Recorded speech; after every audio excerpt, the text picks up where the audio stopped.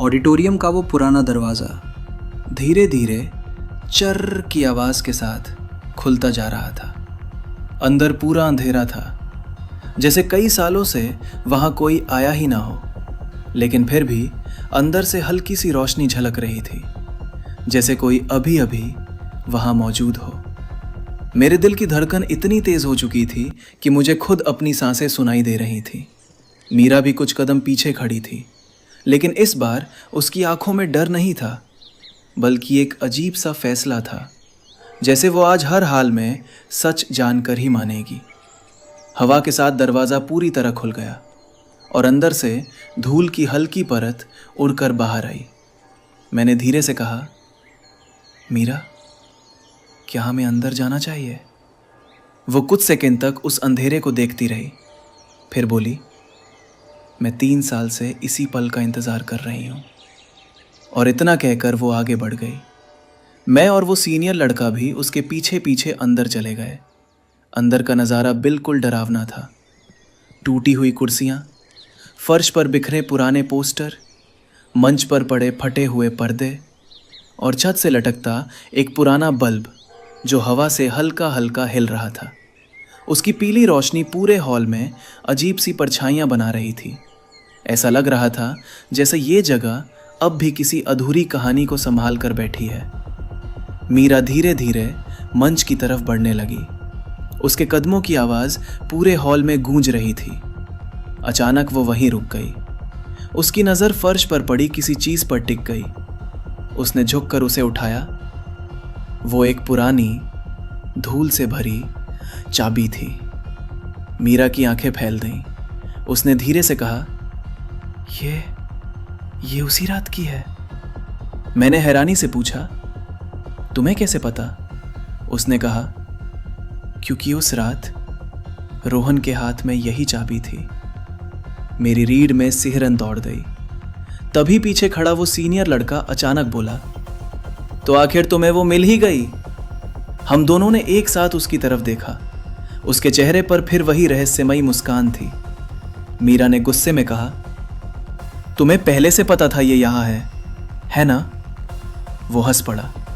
मीरा, तुम अब भी वही गलती कर रही हो, सच को ढूंढ रही हो, लेकिन सच खुद तुम्हें ढूंढ रहा है। मेरे दिमाग में ये बात बिल्कुल समझ नहीं आई। मैंने कहा, सीधे बोलो, उस रात हुआ क्या था? कुछ सेकंड के लिए पूरा हॉल शांत हो गया। फिर उस लड़के ने धीरे धीरे बोलना शुरू किया। 3 साल पहले इसी मंच पर एक गुप्त मीटिंग हो रही थी। कुछ स्टूडेंट्स और कॉलेज के 2 बड़े लोग। वो लोग एक ऐसी चीज़ छुपा रहे थे जो अगर बाहर आ जाती तो पूरे कॉलेज की इज्जत खत्म हो जाती। मीरा ने गुस्से में पूछा, और मेरे भाई ने वो देख लिया? लड़के ने सिर हिलाया। हाँ, रोहन गलती से उस रात यहाँ आ गया था और उसने सब कुछ देख लिया। मेरे दिल की धड़कन और तेज हो गई। फिर वो बोला, फिर उन्हें डर था कि रोहन सबको बता देगा। मीरा की आंखों में आंसू आ गए। उसने धीरे से पूछा, तो उन्होंने? वो लड़का जवाब देने ही वाला था कि तभी अचानक ऊपर की बालकनी से किसी के कदमों की आवाज आई। टक टक टक। हम तीनों एक साथ ऊपर देखने लगे। धूल भरी बालकनी के किनारे एक परछाई खड़ी थी। उसकी शक्ल साफ नहीं दिख रही थी, लेकिन वो हमें देख रहा था। मीरा की सांसें तेज हो गईं। उसने धीरे से कहा, वो वही है। मैंने पूछा, कौन? मीरा की आवाज कांप गई। उन 4 लोगों में से एक। अचानक वो परछाई हिलने लगी और धीरे धीरे सीढ़ियों से नीचे उतरने लगी। हर कदम के साथ उसकी परछाई लंबी होती जा रही थी। मेरे हाथ ठंडे पड़ चुके थे, लेकिन जब वो आदमी रोशनी के नीचे आया तो मेरा दिमाग जैसे सुन्न हो गया, क्योंकि वो कोई अनजान इंसान नहीं था। वो था हमारे कॉलेज का सबसे सम्मानित प्रोफेसर शर्मा। वही इंसान जिसे पूरा कॉलेज ईमानदार और आदर्श मानता था। मीरा के चेहरे पर गुस्सा साफ दिख रहा था। उसने चीख कर कहा, 3 साल पहले उस रात यहां क्या हुआ था?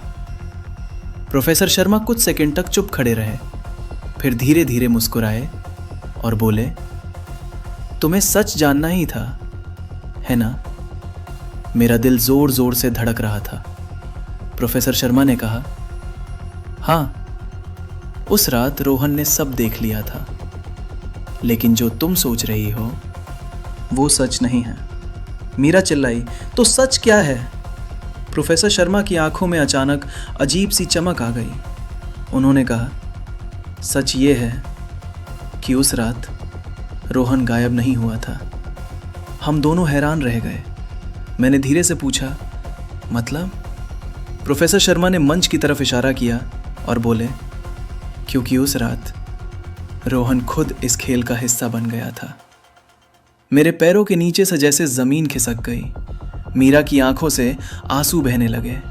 उसने कांपती आवाज में पूछा, झूठ, ये झूठ है? लेकिन प्रोफेसर शर्मा ने जेब से अपना फोन निकाला और स्क्रीन पर एक पुरानी तस्वीर खोलकर हमें दिखा दी। वो तस्वीर देखकर मेरी सांस जैसे रुक गई, क्योंकि उस तस्वीर में प्रोफेसर शर्मा, वो सीनियर लड़का और 2 अनजान लोग खड़े थे और उनके बीच में मुस्कुराता हुआ रोहन भी खड़ा था। मीरा का हाथ कांपने लगा। उसने धीरे से कहा, नहीं, ये नहीं हो सकता। लेकिन प्रोफेसर शर्मा की आवाज ठंडी थी। उन्होंने कहा, कहानी अभी खत्म नहीं हुई है, असली सच्चाई तो अब शुरू होने वाली है। और उसी पल ऑडिटोरियम की सारी लाइट्स अचानक बंद हो गई। पूरा हॉल घुप अंधेरे में डूब गया और अंधेरे के बीच किसी की धीमी आवाज गूंजी, 3 साल बाद खेल फिर से शुरू होने वाला है। और उस आवाज को सुनते ही मीरा का चेहरा बिल्कुल सफेद पड़ गया, क्योंकि वो आवाज किसी और की नहीं, रोहन की थी। लेकिन सवाल अब ये था, अगर रोहन जिंदा है तो वो 3 साल से कहाँ था और अब वापस क्यों आया है? क्योंकि अगले भाग में जो सच सामने आएगा वो शायद हम तीनों की जिंदगी हमेशा के लिए बदल देगा।